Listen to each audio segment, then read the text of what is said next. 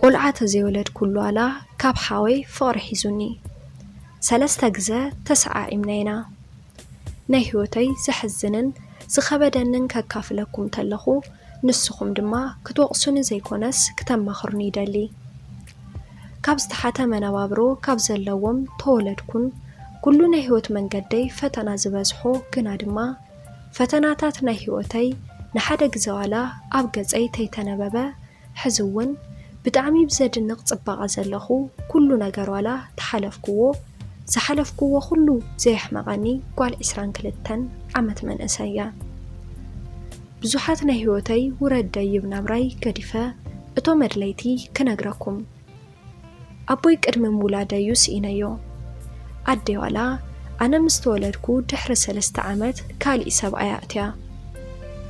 ልክዕ ኣብ 7 ዓመተይ ንዓኣ እውን ብሰንኪ ሞት ስኢነያ ኣብ 10 ዓመተይ ሰብኣይነይ ብጭካነ ደፈረኒ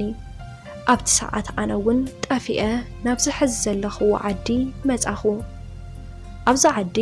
ንኣስታት 3 ወርሒ ኣብ ጎዳና ነይረ ኣብቲ ግዜ ንሱ ዝሓለፍክዎ ህይወት ንባዕለይ እውን ደጊመ ክሓስቦ ኣይደልን ሓደ ንግሆ ናብ መኪና እናኸድኩ ኣብ ዝልምነሉ ሰዓት ሓንቲ ሰበይቲ ረኣያን እሞ ንብዓተን ኣብ ዓይነን ክመልእ ኣስተውዓልክወን ንዓኽ ትመስል ንእሽተን ጽብቕቲ ኣብዚ ታይ ትሰርሕ ክብላ ጠየቓኒ ኣብቲ መጀመርታ ሕቶ ገዲፈን ቅርሺ ተዝባኒ ድሌተይ ነይሩ ይኹን ዳ እምበር ንብዓተን ተየስተውዓልኦ ብምዕጉርተን ክወርድ ረኣኽወን ንዕና መኪና እተው ኢለን ናብ መኪና ኣእተዋን እሞ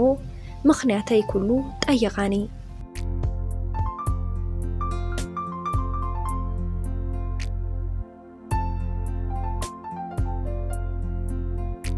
ኣነ እውን ከብዲ ዝበኣሰኒ ነበርኩሞ ኩሉ ነገር ነገርኩወን ከምዚ ክብላ ተዛረባኒ ኣነ እውን ንዓኽ ትመስል ቆልዓ ነይራትኒ ሃንደበት ኣብ ታሕሳስ ወቕቲ ናብ መዝናነይ ኸይድና ንሓመሰት ስኢነያ ሞይታትኒ ገና ምስ ረኣኹኺ ልበይ ደንገጸ በጃኺ ናታ መተካእታ ተኾንክኒ ክዕብየኪ ምእማን ኣብዩኒ ኣብ ሓደ ጸጊዕ ሒዝና ጠጠው ኢልና ንነዊሕ ሰዓታት በኸና ብድሕሪ ዝኹሉ ናብ ገዝአን ወሰዳኒ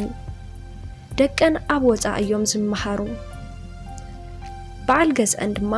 ካብ ዝሞቱ 2 ዓመት ከም ዘቁፀሩ ነጊረናን እየን ድሕሪ ዛ መዓልቲ ናይ ህይወተይ መንገዲ ፍጹም ተቐየረ ዘቋረጽክዎ ትምህርቲ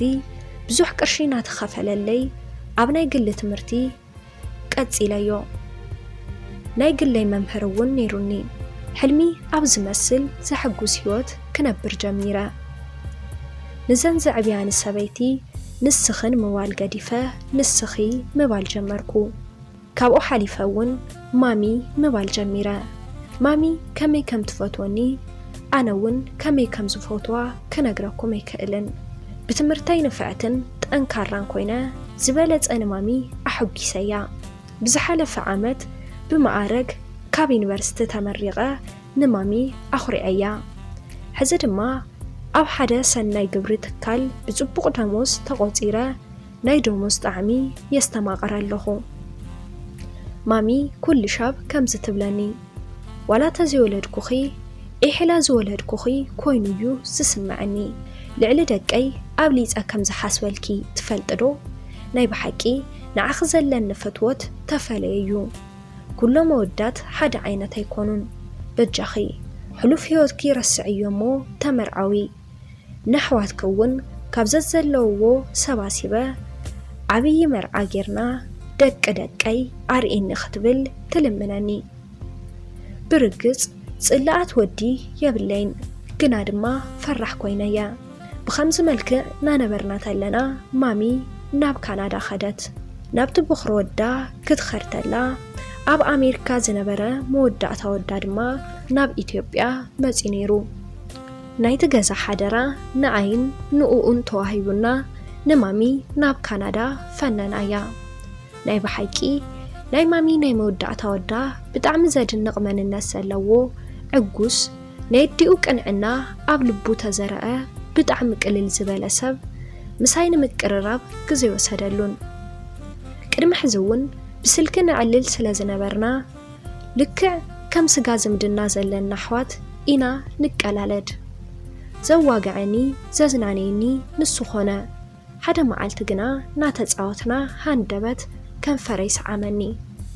ብሓቂ ዝገብሮ ጨኒቑኒ ዋላ ንሱ ደንገፀ ብጣዕሚ እውን ተሰከፈኒ ንኽልተ መዓልቲ ተዓፃፂና ኣብቲ ካልኣይ መዓልቲ ምሸት ግና ኣብ መደቀሲ ክፍለይ በሪ ተንበርኪኹ እናበኸየ ይቕሬታ ጠየቐኒ እቲ ሓቂ ግና ምሕባእ ኣበዮ ከምዚ ክብል እውን ተዛረበኒ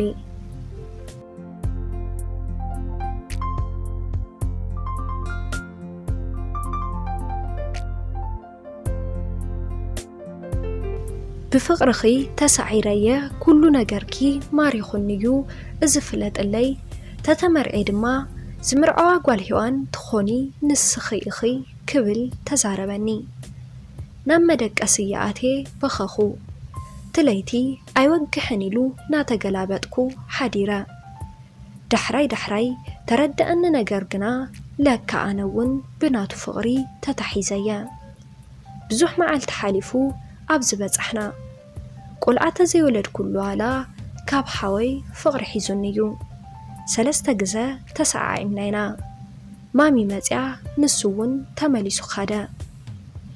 ድሕሪ ምኻዱ ዋላ በብመዓልቱ ናተደዋወልና ነዋግዕ ክልቴና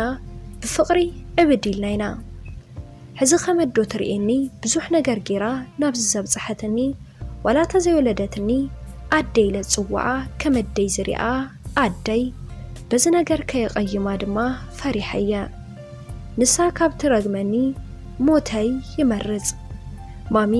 ከም ጓላ እምበር ንዓይ ንደቃ ሓሲባትኒ ኣይትፈልጥን እዚ ነገር እዚ ከቋርጾ ይደልየ ግና ድማ ፍቕረይ ሓይሉኒ ታይ ክገብር ከም ዘለኒ ኣይፈልጥን በጃኹም ሓሳብ ርእይቶኹም ኣካፍሉኒ ሰላም ተኸታተልቲ ማይኪ ሚድያ ኣብዚ ቻናል ሓሳብ ርእይቶ እንተደኣ ሃሊኩም ኣብ ናይ ኮመንት መጽሓፍ ቦታ ሓሳብኩም ክትገድፉለይ ትኽእሊኹም ነስ ቻናል ሓደሽተ እንድሕር ዳ ኮይንኩም ሳብስክራይብ ገርዎ ላይክ ሼር ከይትረስዕዎ ብኻሊእ ዛንታ ክሳብ ንራኸብ ሰሰናዩ ንዓኹም የቐኒለይ